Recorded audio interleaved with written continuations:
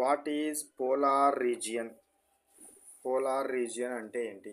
Polar region polar region అంటే ధ్రువ ప్రాంతము.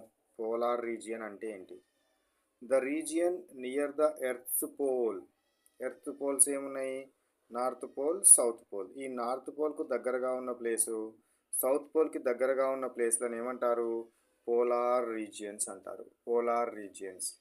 So earth యొక్క నార్త్ నార్త్ పోల్కి, సౌత్ పోల్కి దగ్గరగా ఉండే ప్రాంతాలను ఏమంటారు? పోలార్ రీజియన్స్ అంటారు. ఇది సంవత్సరం పొడవునా టోటల్ 365 డేస్ ఇక్కడ చాలా చల్లగా ఉంటుంది. తీవ్రమైన చలి ఉంటుంది. మొత్తం అంతా ప్రాంతం అంతా మంచుతోటి కప్పబడి ఉంటుంది. దీన్ని ఏమంటారు?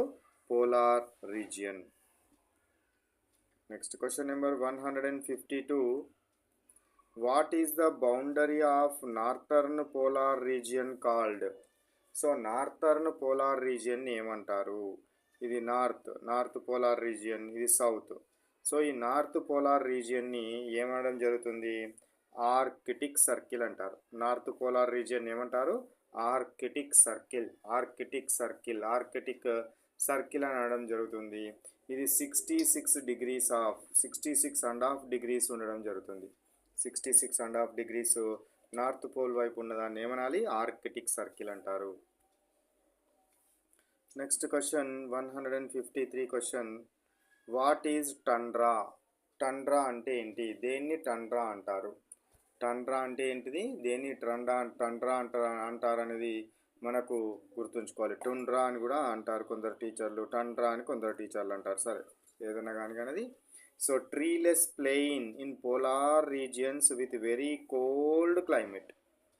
చాలా చల్లని ప్రాంతము, అత్యంత శీతల వాతావరణం కలిగిన ప్రాంతాన్ని ఏమంటారు? మైదాన ప్రాంతము, planar region. Treeless plain in polar regions is called as what? Tundra అని అనడం జరుగుతుంది. సో కోల్డ్ క్లైమేట్ని ఏమంటారు? టండ్రా అని అనడం జరుగుతుంది. ధ్రువ ప్రాంతాలలో చెట్లు పెరగని అత్యంత శీతల వాతావరణం కలిగిన విశాలమైన మైదాన ప్రాంతాన్ని ఏమంటారు? టండ్రా అనడం జరుగుతుంది. ఏమంటారు? టండ్రా అంటారు.